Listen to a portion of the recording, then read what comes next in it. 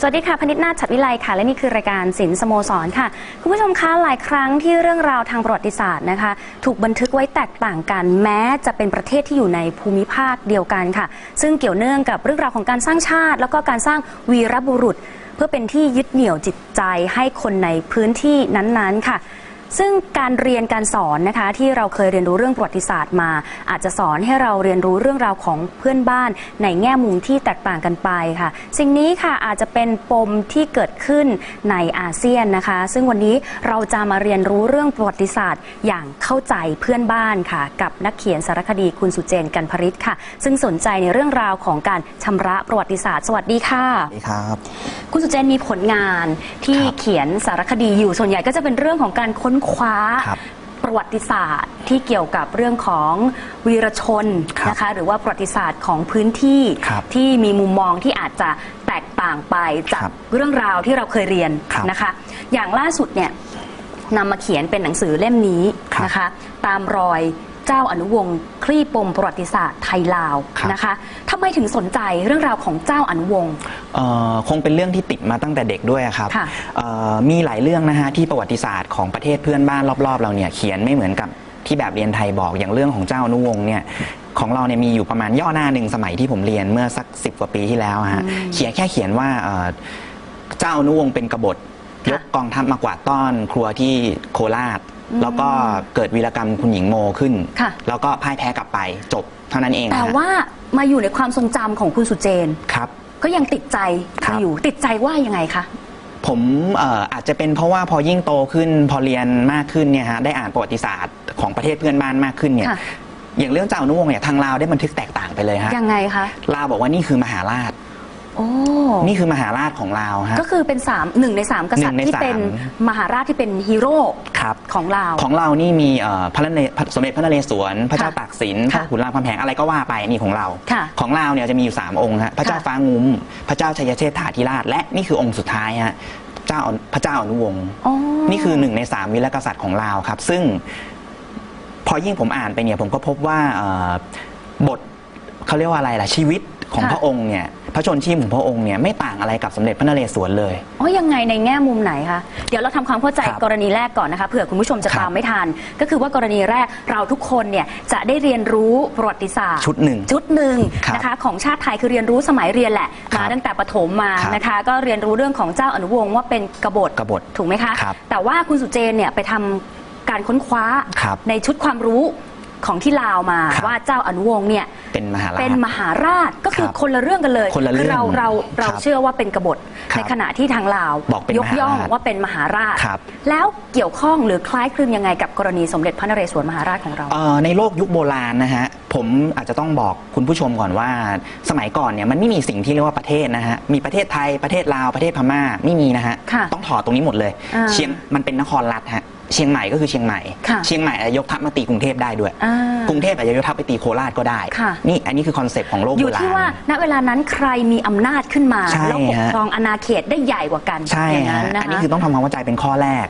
ข้อที่2ก็คือว่าในเมื่อสถานการณ์ในโลกยุคโบราณเป็นอย่างนี้ฮะเมื่อกษัตริย์องค์หนึ่งไปตีเมืองหนึ่งได้เนี่ยเขาก็จะไปเอาลูกถ้ามีพระธิดาก็จะเอามาเป็นพระสนมเพื่อที่จะเชื่อมความสัมพันธ์ทางเครือญาติฮะกรณีของเจ้าอนุวงศ์เนี่ยกองทัพตอนนั้นคงต้องเรียกว่ากองทัพสยามสมัยรัชกาลที่3กรุงเทพเนี่ยแหละฮะส่งกองทัพไปแล้วก็ไปตีได้เมืองเวียงจันทร์โทษนะฮะต้องแก้ไขนิดนึงตั้งแต่สมัยสมเด็จพระเจ้าตากสินแล้วฮะตอนนั้นพระเจ้าตากเนี่ยส่งกองทัพไปตีเวียงจันทร์แล้วเราก็ของที่เราได้มามีเยอะแยะเลยฮะพระแก้วมรกตลงมาตั้งแต่สมัยพระเจ้าตากสินนะฮะแล้วก็มาสร้างกรุงเทพตอนนี้ก็ยังอยู่กรุงเทพอย่างที่2นี่ก็คือตัวองค์ประกันทั้งหลายเจ้าอนุวงศ์เนี่ยก็เป็น1 ในองค์ประกันทั้งหลายแล้วเรื่องราวที่เราเรียนในตำราเรียนรู้สึกจะเป็นป.3 ระดับโดยประมาณประถมศึกษาปีที่3นะคะอีกครั้งหนึ่งช่วยทวนนิดนึงว่าจนถึงอดีตจนถึงปัจจุบันเนี่ยยังเรียนแบบนี้ไหมคือว่าเจ้าอนุวงศ์เป็นกบฏแล้วมีวีรกรรมทุ่งสำริดรบกับย่าโมอะไรอย่างนั้นไหมยังเหมือนเดิมฮะแต่ว่าบางสำนักพิมพ์คือในเมืองไทยเนี่ยมีหลายสำนักพิมพ์ที่พิมพ์แบบเรียนออกมาบางสำนักพิมพ์เนี่ยได้เพิ่มข้อมูลใหม่เข้าไปว่าในขณะที่ทางลาวเนี่ยมองว่าเป็นมหาราชซึ่งผมว่าก็เป็นการเปิดมุมมองที่ดีนะฮะแต่โดยส่วนใหญ่กระแสหลักของแบบเรียนเนี่ยก็ยังคงมองว่าเจ้าอนุวงศ์เป็นกบฏต่อราชสำนักสยาม แล้วการมีความเชื่อจากการเรียนถูกไหมคะเพราะว่าเรียนไปแล้วก็จะถูกฝังให้กลายเป็นความเชื่อจะส่งผลกระทบความสัมพันธ์ระหว่างไทยกับลาวหรือไทยกับประเทศเพื่อนบ้านยังไงคุณสุเจนเมื่อสักหลายปีมาแล้วนะฮะเคยมีบริษัทเอกชนของไทยแห่งหนึ่งพยายามจะสร้างภาพยนตร์เรื่องท้าวสุรนารีขึ้นมาซึ่งตอนนั้นเนี่ยทางลาวก็ได้ประท้วงถ้าผมจำไม่ผิดประท้วงมาผ่านทางการช่องทางการทูตเลยฮะ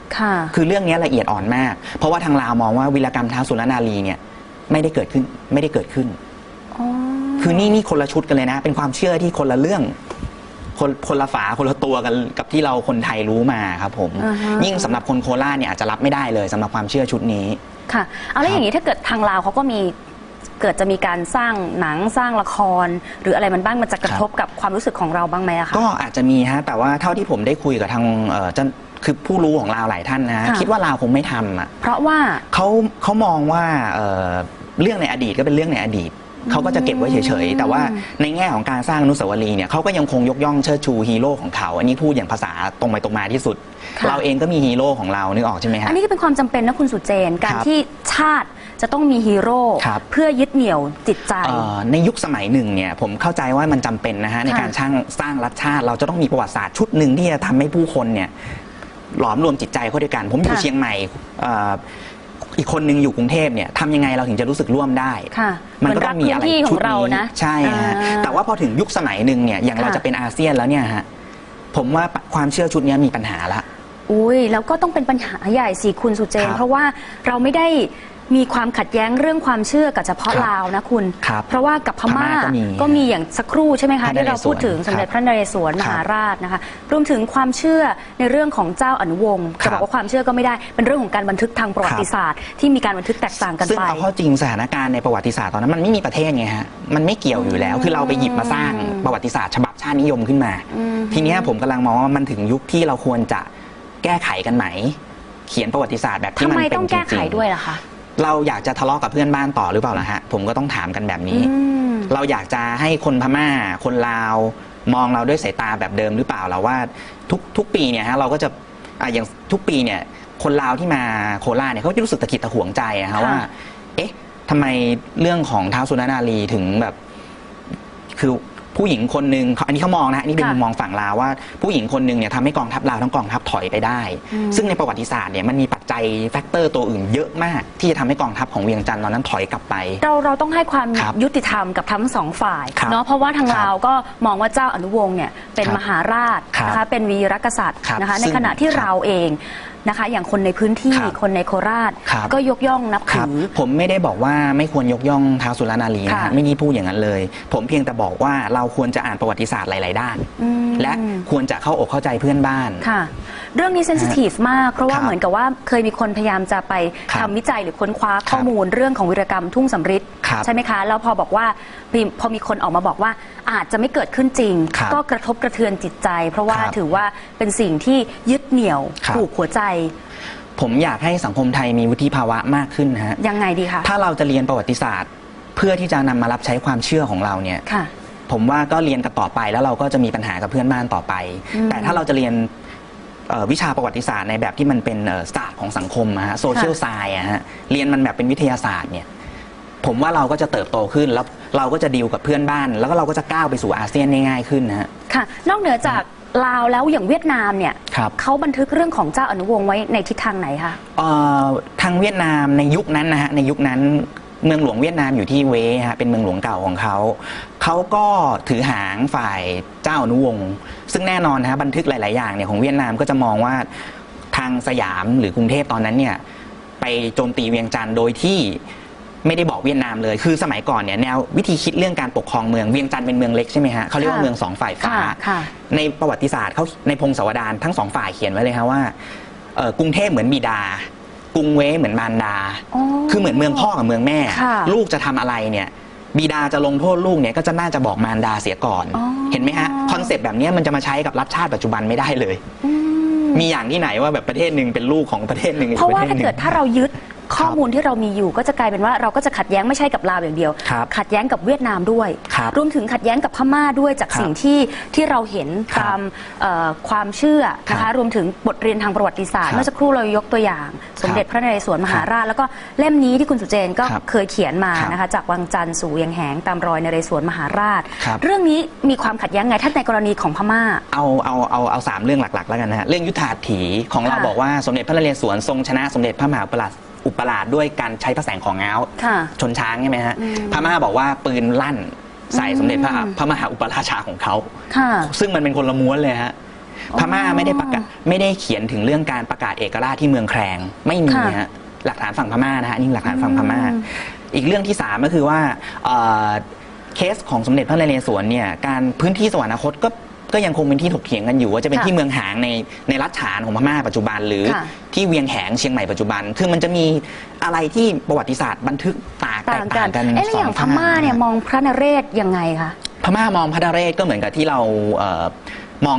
เหมือนที่ประวัติศาสตร์ไทยดีกว่ามองเจ้าอนุวงศ์เนี่ยแหละครับเขามองว่าครั้งหนึ่งเนี่ยเจ้าอนุวงศ์เนี่ยของเรานะครับมองเจ้าอนุวงศ์ว่ามาเติบโตในราชสำนักกรุงเทพใช่ไหมฮะ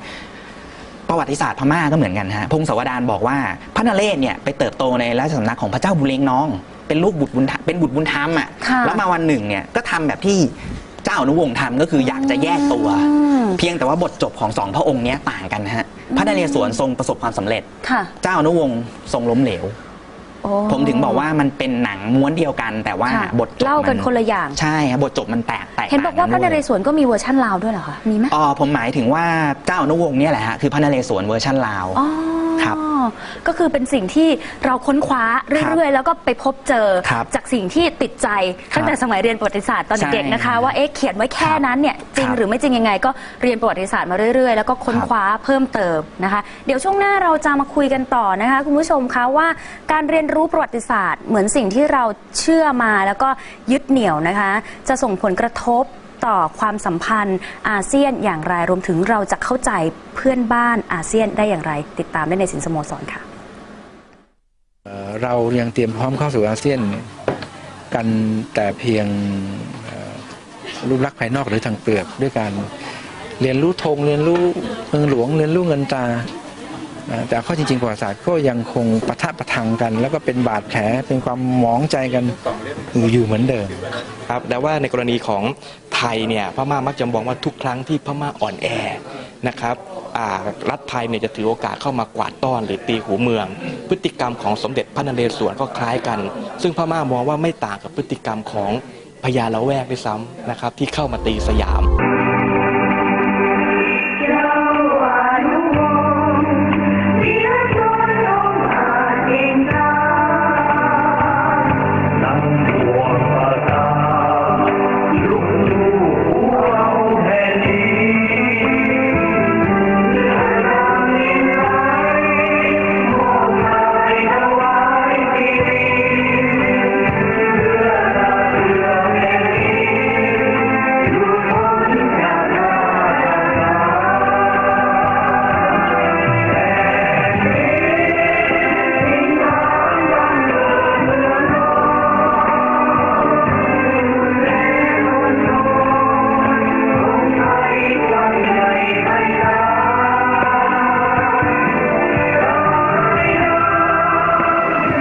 สินสโมสรยังอยู่กับเรื่องราวการเรียนรู้ประวัติศาสตร์นะคะซึ่งแน่นอนค่ะในแต่ละประเทศนะคะก็มีการบันทึกที่แตกต่างกันไปนะคะวันนี้เรายกตัวอย่างกรณีของเจ้าอนุวงศ์นะคะที่มีข้อมูลที่ขัดแย้งกันระหว่างลาวกับไทยนะคะมาพูดถึง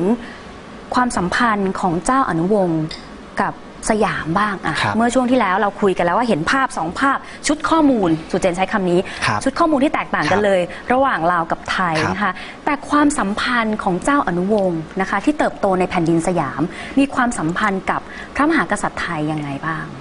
ถ้าเราเรียนรู้เรื่องพระนเรศวรนะฮะอันนี้จะง่ายที่สุดโดยการเปรียบเทียบฮะพระมหาอุปราชากับสมเด็จพระนเรศวรตอนเด็กๆเนี่ยเล่นกันยังไงรัชกาลที่2กับพระเจ้าอนุวงศ์เนี่ยเติบโตมาแบบนั้นเลยครับคือทั้ง2พระองค์เนี้ยเล่นกันมาแล้วก็สนิททั้ง2พระองค์มีความสนิทสนมกันสูงมาก มีจดหมายประวัติศาสตร์ไทยก็ธงสวดานไทยเนี่ยแหละฮะเขียนไว้เลยว่า ตอนนั้นที่รัชกาลที่2ท่านสร้างสวนขวาในพระบรมมหาราชวังเนี่ยท่านยังเขียนจดหมายไปหาพระเจ้าอนุวงศ์เลยที่ตอนนั้นกลับไปครองเวียงจันทร์แล้วฮะในฐานะประเทศสลานะฮะบอกว่าเนี่ยอยากให้มาล่องเรือเล่นด้วยกันเอานกเขาคูมาร้องคือเพื่อนนะฮะนี่คือเพื่อนโอ้ยพอฟังอย่างนี้แล้วขนลุกนะคะนี่คือเพื่อนนะจริงๆแล้วคือเพื่อนกันทั้งนั้นเลยจริงๆแล้วนะคะไม่ว่าจะกรณีไหนใดๆก็ตามนะคะทีนี้พูดถึงเรื่องราวของการชำระประวัติศาสตร์ก็คือเหมือนกับว่าเราค้นคว้าข้อมูลมากขึ้นไม่ได้ปักใจเชื่อชุดข้อมูลชุดเดียวนะคะก็มีการไปศึกษาข้อมูลจากประเทศเพื่อนบ้านด้วยนะคะสุเจนคิดว่ามีความจำเป็นยังไงคะที่เราจะต้องชำระประวัติศาสตร์คงจำเป็นยิ่งจะเป็นอาเซียนในปี 58 นี้ด้วยนี่ผมคิดว่ายิ่งมีความจำเป็นสูงมากครับเพราะว่าเราคงเรียนรู้แค่เรื่องธงเรื่องชื่อเมืองหลวงเรื่องเงินตราของเพื่อนบ้านไม่พอแน่ๆฮะไม่อย่างนั้นเนี่ยคือพวกเราก็จะโตมาในโดยความรู้ชุดหนึ่งคนลาวก็จะโตมาด้วยความรู้อีกชุดหนึ่งพม่าก็อาจจะโตมาด้วยความรู้อีกชุดหนึ่งคุยกันมันก็มีปัญหาอย่างเคสเกิดกรณีเขาพระวิหารเนี่ยคนไทยหลายคนก็จะพูดถึงพญาละแวกว่าเลี้ยงมีเชื่องพอลาวมีปัญหากับเราก็จะบอกว่าเนี่ยเจ้าอนุวงศ์เคยเป็นกบฏเห็นไหมฮะมันจะข้อมูลเหล่านี้มันพร้อมที่จะโดนยกขึ้นมาแล้วก็มาใส่กับสถานการณ์ปัจจุบันได้ทันทีคือฉะนั้นเราควรจะปฏิบัต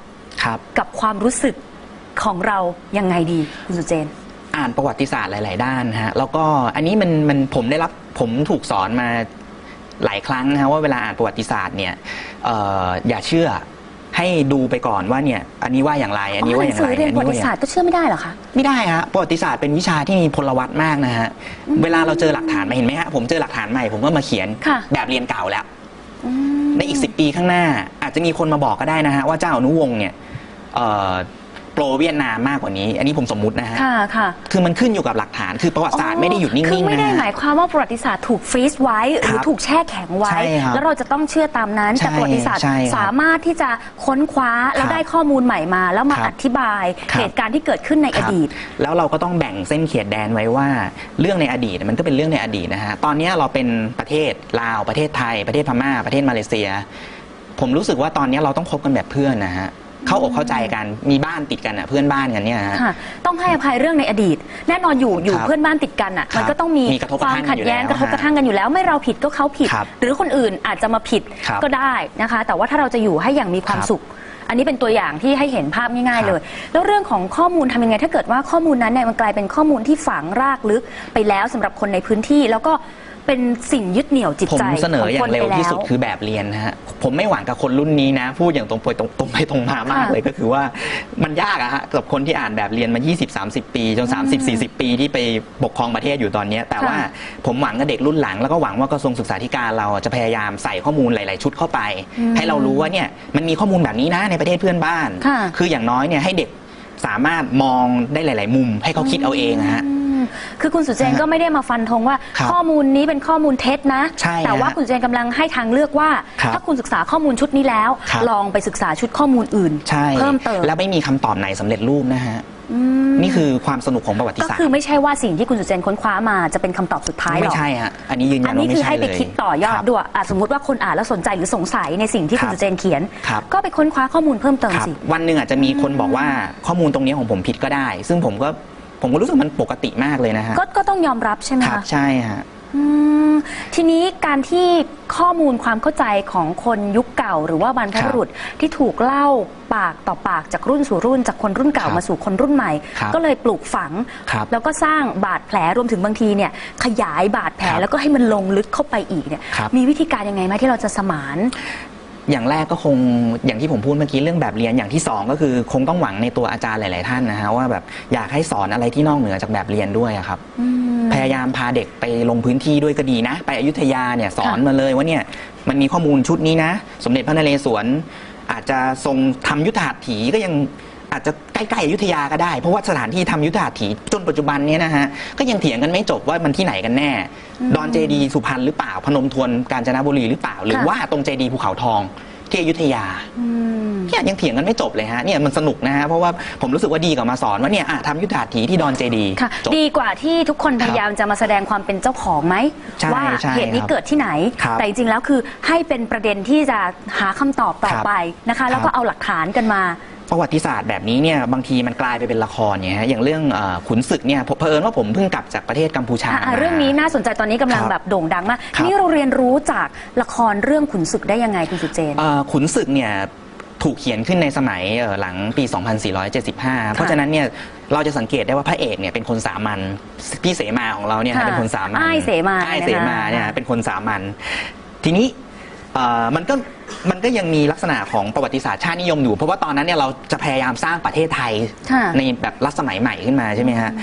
เราก็ยังต้องเขียนว่าเนี่ยอยุธยาเนี่ยเป็นตัวแทน ค่ะ ของประเทศไทย ซึ่งจริงๆ ตอนนั้นประเทศไทยมันเชียงใหม่ก็เป็นอีกอาณาจักรหนึ่งนะฮะ คนเชียงใหม่อาจจะรู้สึกประหลาด ค่ะ ถ้ามารู้ตรงนี้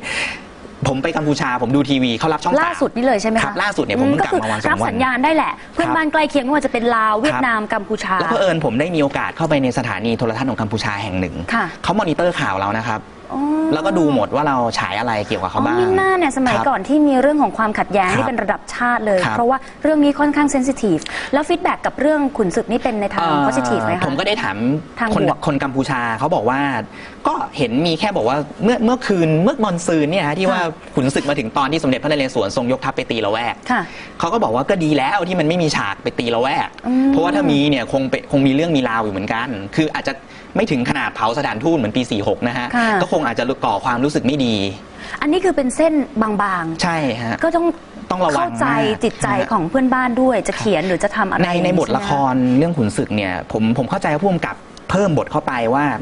เนี่ยผมจะทำเพื่อชาติ ซึ่งจริงณเวลานั้นมันไม่มีคำว่าเนชั่นนะฮะมันคืออาณาจักรคิงดอมอยุธยา อืม เนี่ยฮะ ก็คือ คือเรา จะทำเพื่ออาณาจักร ใช่ฮะมันไม่ใช่เนชั่นนะฮะคือหลายคนอาจจะบอกผมไม่รักชาติแต่ผมก็จะบอกว่าก็สมัยนั้นมันเป็นอย่างนั้นจริงๆนี่นะ ค่ะ ผมก็จะพูดอ แต่ ย่าง ว่า ไรล่ะ ถือว่าเรื่องขุนศึก ครับ ก็เป็นตัวอย่างที่ดี ครับ เพราะว่าไม่ได้สร้างปัญหาอะไร ครับ นะคะ ก็คือ แล้วก็ทำให้ เรา เรา ไม่ได้ เรียนรู้ ครับ แต่ว่ายังไงก็ตามละครหรือหนัง ครับ หรือหนังสือก็เป็นสิ่งที่ทำให้เราเชื่อตามถูกไหมคุณ ครับ สุเจน เพราะว่านำเสนอมาในรูปแบบไหน ครับ ฉะนั้นคนดูควรจะมีวิจารณญาณอย่างไงบ้างคุณสุเจน ดูแต่อย่าเชื่อ คือดูแล้วก็รู้ไว้นะ ว่าเนี่ยมีข้อมูลชุดนี้ แต่ให้ไปอ่านเพิ่ม ค่ะ คือผมก็ยังยืนยันนะครับว่าการอ่านเนี่ยมันจะเปิดดวงตาของเรา ค่ะ อย่างผมเนี่ยไปอ่านพงศาวดารลาวซึ่งผมถามว่าคนไทยอาจจะมีคนถามว่าอุ้ยแล้วเราจะไปอ่านได้ยังไง คือภาษาลาวกับไทยเนี่ยง่ายมากเลยอ่ะอ่านได้กว่า 80%ผมก็ถึงเปิดอ่านพงศาวดารลาวได้ไงฮะแล้วถึงเอามาเขียนได้เนี่ย ค่ะ แต่ว่าก็มีเรื่องของทัศนคติเหมือนกันนะ เราก็ต้อง ครับ ยอมรับว่า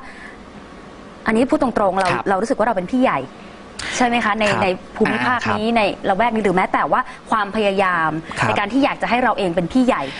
ผมอยากให้ปรับเปลี่ยนวิธีคิดนะฮะ คือคนลาวเขาบอกว่าเขาไม่ใช่น้องไทยนะ เราจะชอบไปเรียกว่าบ้านพี่เมืองน้อง ใช่ ะ บ้านพี่เมืองน้องเราเป็นพี่เขาเป็นน้อง เขาอยากเป็นเพื่อนนะฮะ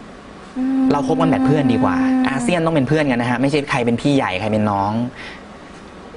งในอดีตเนี่ย ถ้าจะเคลมกันแบบนั้นเนี่ย คนกัมพูชาอาจจะบอกเหมือนกันว่าอยุธยาก็เป็นน้องกันเหมือนกัน เพราะว่าอาณาจักรเขมรสมัยพระเจ้าชัยวรมันเนี่ยใหญ่มากนะครับ สุโขทัยก็ถ้าคิดแบบชาตินิยมนะสุโขทัยก็เป็นเมืองขึ้นก็เหมื อั อน น นี้เซนซิทีฟนะพอพูดออกมาหลายคนอาจจะแบบ เออ เลื่อนรักชาติ ใช่ พุ่งพลาดนะคุณ คือผมถึงพยายามอยากให้มองประวัติศาสตร์อย่ามองมันเป็นเครื่องมือทางการเมืองนะฮะอย่ามองมันเป็น อัน ว่า นี้น่าสนใจ เรื่องอดีต ค่ะ คือให้มองว่าเป็นเรื่องอดีตแล้วเราต้องศึกษาหลายๆด้านนะฮะ ค่ะ เพราะอย่างตอนนี้อย่าง ครับ ในลาวเนี่ยนะคะ คือลาวเนี่ยเขาก็น่ารักนะ ครับ คนลาวน่ารักมีโอกาสได้คุยกับคนลาวหลายคนเลย ครับ นะคะ อย่างล่าสุดเคยสัมภาษณ์ผู้กำกับลาวยุคใหม่ ครับ คุณอนุสัยแก้วลานะคะเขา ครั ก็ บ บอกว่าคนลาวก็นับถือคนไทยแล้วก็ ครับ ชอบในการที่จะเสพงานวัฒนธรรมของไทยเหมือนกัน ครับ แต่ก็ดูเหมือนว่ารัฐบาลลาวเขาก็เป็นห่วง ครั ใน บ เรื่องของวัฒนธรรมของ ครับ เรา คือเหมือนกับว่าเขาจะห่วงมากกว่าวัฒนธรรมเคป๊อป ก็ หรือเกาหลีด้วยซ้ำเพราะว่าเหมือนกับว่าของเรามีความใกล้เคียง ครับ กับเขาในกระแสของป๊อป ก็ เคาเจอร์อะไรอย่างนี้ใช่ไหมคะ ก็ไม่แปลกอะไร เพราะว่าเพื่อนผมเขาทำเกี่ยวกับหนังในอาเซียนนะฮะ ค่ะ คนอาเซียนก็เสพหนังของอีกชาติหนึ่งเป็นปกติอย่างในกัมพูชาเนี่ยฮะผมเพิ่งไปมาเนี่ยจะยกตัวอย่างได้เยอะคาราโอเกะของกัมพูชาหลายๆอันเนี่ยเอา ค่ะ เพลงไทยไปแล้วก็เปลี่ยนเนื้อเป็นภาษากัมพูชา หรืออย่างแม้แต่ลาวเอง ใช่ นะคะ เราก็จะเห็น แต่นิดหนึ่งว่าเราเองก็ไปเอาบางอย่างของเขามานะฮะอย่างเรื่องอิทธิพลของดนตรีในอดีตคือมันส่งกันไปส่งกันมา ไม่มีใครเป็นเจ้าของวัฒนธรรมหรอกครับ อันนี้ผมต้องพูดในมุมหนึ่งเลยว่าบางทีรัฐบาลลาวเองรัฐบาลกัมพูชาแม้กระทั่งรัฐบาลไทยเองเนี่ย ค่ะ ก็สติ๊กกับความเป็นชาติมากเกินไปนิดนึง ผมรู้สึกว่าวัฒนธรรมมันไหลได้ฮะโดยเฉพาะในภูมิภาคนี้นะคะ ใช่ รับกันไป ครับ รับกันมา แต่บางทีไง ครับ เราก็อยากจะมีความรู้สึกว่า อ๋อ เราทำมาก่อน ครับ เราเป็นพี่ใหญ่อะไรอย่างเงี้ยเนาะ เราต้องลดตรงนี้จริงๆนะฮะไม่อย่างนั้นผมคิดว่าเราคงอยู่อย่างสงบสุขกับเพื่อนบ้านไม่ได้ ค่ะ วันนี้จะเริ่มต้นยังไงดีคุณสุเจน อ่านหนังสือให้เยอะๆผมคิดว่าการแก้แบบเรียนเนี่ยคงเป็นเรื่องอนาคตนะฮะ ค่ะ คงต้องอ่านให้เยอะๆแล้วก็พยายามรับสื่อหลายๆด้าน หลายๆ ครั้งเนี่ยเราต้องมองเพื่อนบ้านให้เป็นมนุษย์เหมือนกันนะฮะอย่าไปมองเพื่อนบ้านขอโทษนะฮะไอ้น้องลาวอย่างเงี้ยอย่าไปคิดอย่างนั้นเชียวนะเขมรเลี้ยงไม่เชื่องก็ต้องเลิกคิดแบบนี้พม่าฆ่าศึก ค่ะ เลิกคิดเสียทีเถอะฮะวิธีคิดแบบนี้เพราะว่ามันจะทำให้เราเนี่ยเป็นอะไรสักอย่างที่แบบเพื่อนบ้านเขารังเกียจนะครับเพราะว่าคนพม่าเองก็ไม่เคยมองคนไทยว่าเป็นศัตรูนะฮะ อืม คนลาวเองเขาก็ไม่ได้มองว่าคนไทยเป็นศัตรู ค่ะ เขามองว่าคนไทยเนี่ยเป็นประเทศที่อาจจะพัฒนาไปไกลกว่า แล้ว ค่ะ เขาเองเขาก็อยากจะพัฒนาเหมือนกัน ค่ะ คนกัมพูชาเองก็มองเหมือนกันว่าเนี่ยไทยมีความเจริญ ค่ะ เขาก็ไม่ได้คิดว่าเราจะไปเป็นศัตรูอะไรกับ คือ เขา การลดอัตราแบบนี้เนี่ยไม่ใช่เพื่อประโยชน์ของคนอื่นนะ แต่เพื่อประโยชน์ของตัวเรา ครั เอบ ง การสามารถแบบให้อภัยคนอื่นได้ ห แล้ว ลาย ก็ คนอาจจะบอกว่าเพื่อนบ้านยังสอนประวัติศาสตร์แบบเดิม แล้วเราจะแก้ก่อนทำไม ผมก็ยืนยันผมเคยถามอาจารย์หลายท่านอาจารย์ดรธงชัยวินิจกูลนัก ค่ะ ประวัติศาสตร์ท่านบอกผมเลยว่าประเทศไหนทำก่อนประเทศนั้นจะมีวุฒิภาวะสูงมาก ค่ะ เยอรมันกับฝรั่งเศสตอนจะรวมเป็นสหภาพยุโรปเขาก็มีปัญหาเหมือนเรากับกัมพูชาเนี่ยแหละ ค่ะ แล้วเดี๋ยวนี้เขาอยู่กันได้ เขตแดนไม่ต้องมีขับรถผ่านแล้วก็มีหลักกิโลอันหนึ่งบอกเนี่ยเขตแดน ค่ะ เริ่มต้นจากตัวเราเองวันนี้ค่ะในการที่จะเรียนรู้แล้วก็ทำความเข้าใจเพื่อนบ้านนะคะ แล้วก็ให้เกียรติคนอื่น เหมือนอย่างที่เราอยากให้คนอื่น ให้เกียรติตัวเราเองค่ะ วันนี้ขอขอบคุณนักเขียนสารคดีนะคะ คุณสุเจน กันพริตขอบคุณนะคะ ขอบคุณครับ นี่คือทั้งหมดของรายการศิลป์สโมสรค่ะหากผู้ชมท่านใดมีคำแนะนำหรืออยากให้เรานำเสนอเรื่องราวของคุณหรือของชุมชน ติดต่อได้ที่เบอร์ 02-790-2625-7 หรือที่ artclub@thaipbs.or.th ค่ะ หรือสมัครเป็นสมาชิกกับเราผ่านทาง Facebook พิมพ์อาร์ตเป็นวักคลัดวักไทย PBS วันนี้ลาไปก่อน สวัสดีค่ะ